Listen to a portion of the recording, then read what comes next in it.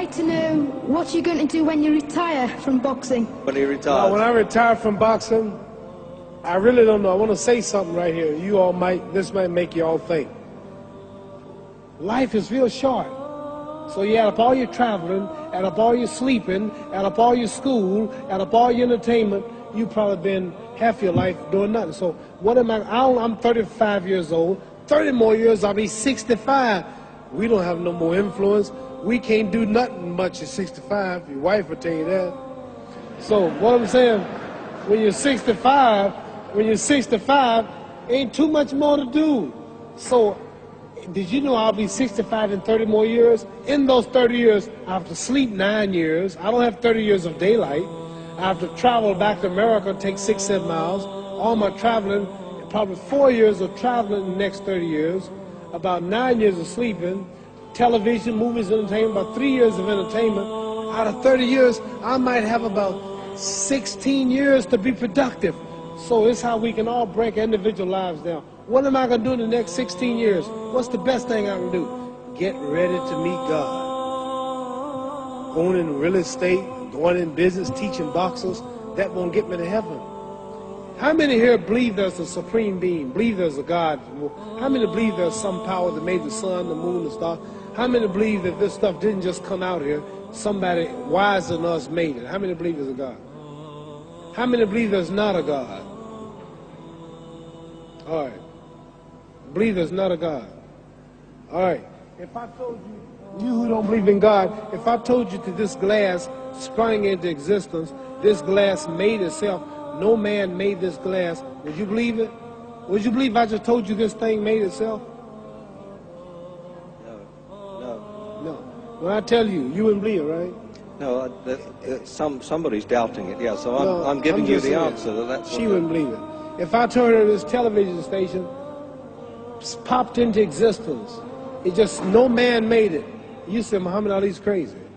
All right. Well, if this glass can't make itself, if I told you those clothes you have on wove themselves, nobody created them, those clothes made themselves, you wouldn't believe it. But if your clothes didn't make itself, if that glass couldn't make itself, if this building didn't make itself, then how did the moon get out there? How did the stars and Jupiter, Neptune and Mars and the sun, how did nature, how did all this come here if didn't know why is something planning to make it? So what I'm saying is, I believe we're going to be judged. Should a man like Hitler kill all the Jews and get away with it? Somebody should punish him. Maybe he get it, don't get it now, he get it when he died, in hell for eternity. So what I'm going to do when I get out of boxing is to get myself ready to meet God, because my plane might blow up. Don't planes blow up in this country sometime and crash? Don't people die every day? Not every day. It's a scary thing to think that I'm going to hell to burn eternally forever. So what am I going to do? I'm explaining what you asked me a question. You ask me questions I can't just answer like that. When I get out of boxing or when I'm through, I'm going to do all I can to help people. That's why I'm here with Johnny Walker. Here's a poor man, came all the way to America. Here's a bunch of boys need some money, and somebody is calling me to help them. God is watching me. God don't praise me because I beat Joe Frazier. God don't give nothing about Joe Frazier. God don't care nothing about England or America as far as your wealth. It's all his. He wants to know, how do we treat each other? How do we help each other? So I'm going to dedicate my life to using my name and popularity, helping charities, helping people, uniting people, bring people bumming each other because of religious beliefs. We need somebody in the world to help us make peace. So when I die, if there's a heaven, I want to see it. Because we live how long? 80 years? The odds are everybody in this room, some of you are going to be dead 20 years from now, some of you are going to be dead 50 years from now, some are going to be dead 30, and some are going to be dead 60, 70 years from now. We all going to die soon. And if you live to be, say, 125 years old, which we don't do, right? Let's say we live to be 250, and you can have sex for 145 of those years. You're going to come to the end after that. So we don't have but about 80 years on earth. This is a test to see where will we spend our life in heaven and hell. This is not the life now. Your real self is inside you. Your body gets old. Some of you go to look at the fridge, you don't have no teeth. Your hair is leaving you. Your bodies get tired, but your soul and your spirit never die. That's going to live forever. So your body is just housing your soul and spirit.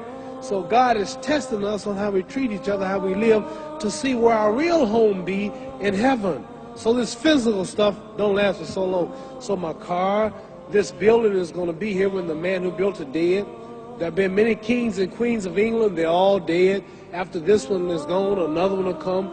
So we don't stay here. We're just trustees. We don't own nothing. Even your children are not yours. If you think I'm lying, your wife is not yours. You don't own your children. You don't own your family. So what am I saying? The most important thing about life is what's going to happen when you die.